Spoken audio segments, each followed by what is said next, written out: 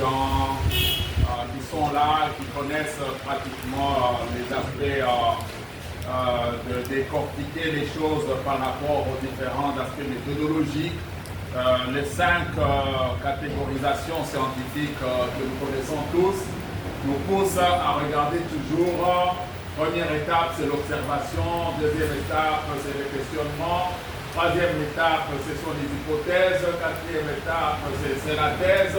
Cinquième étape, c'est la synthèse. Et il y aura encore des antithèses pour retourner, ainsi de suite. Le processus est en train de continuer.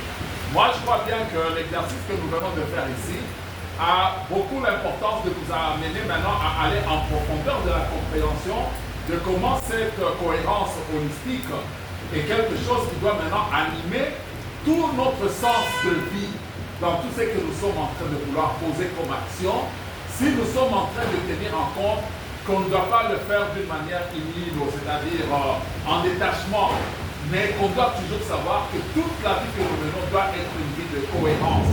Et c'est là où la partie spirituelle s'impose maintenant pour dire comment devons-nous comprendre le sens d'une vie de cohérence.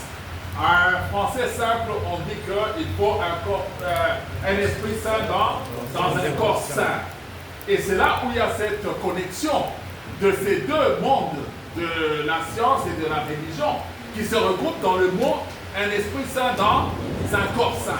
Ça devient une seule vérité, mais qui s'y pris sur le plan des éléments contingents, matériels que nous voyons, et sur les éléments de la révélation au spirituel qui viennent maintenant se fondre pour montrer que l'être humain reste toujours dans cette union-là, qui est d'une part un être qui a l'âme, qui est la partie spirituelle, et l'âme qui n'est pas seulement dans l'air comme ça, mais qui se fond avec le corps qui est la partie corporelle, et directement la partie de l'âme devient la religion, et la partie corporelle devient la science, et la science et la religion vivant ensemble ne peuvent pas être séparés.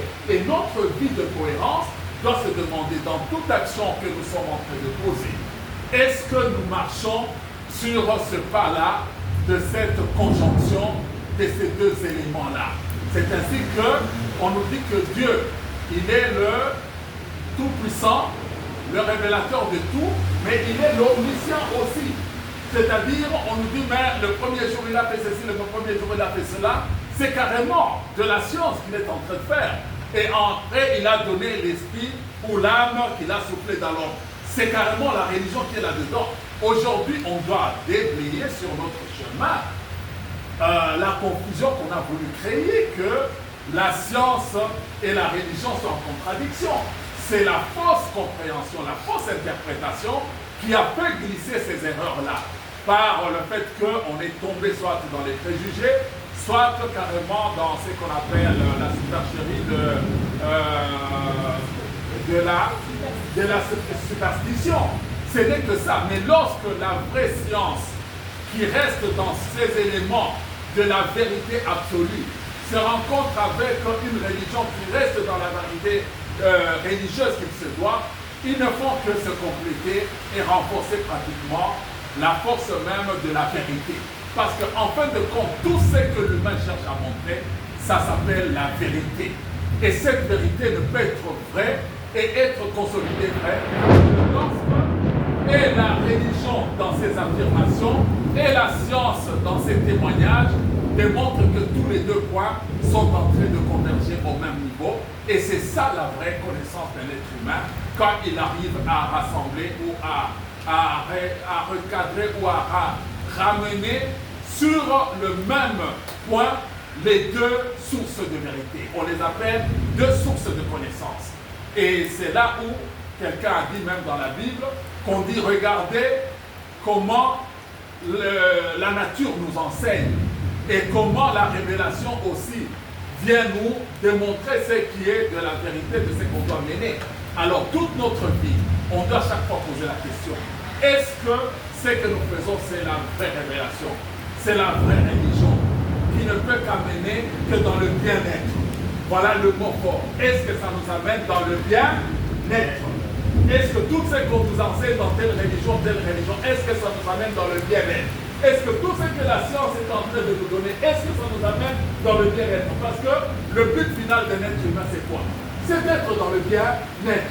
Et le bien-être, c'est quoi? C'est le vivre en commun, en société, où on n'a pas de division entre nous. Et c'est là où tout retombe dans l'unité, dans la diversité, dont la science et la religion doivent nous pousser dans ça. Et si nous gérons les choses avec cet esprit de l'unité dans la diversité, dans le sens que nous tous, nous ne travaillons que pour le bien-être entre eux pour tout, moi je crois qu'un esprit sain, ça se retrouve de manière naturelle.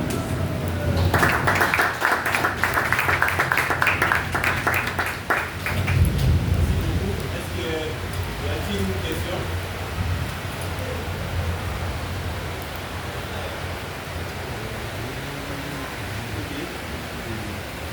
C'est déjà des interventions nécessaires.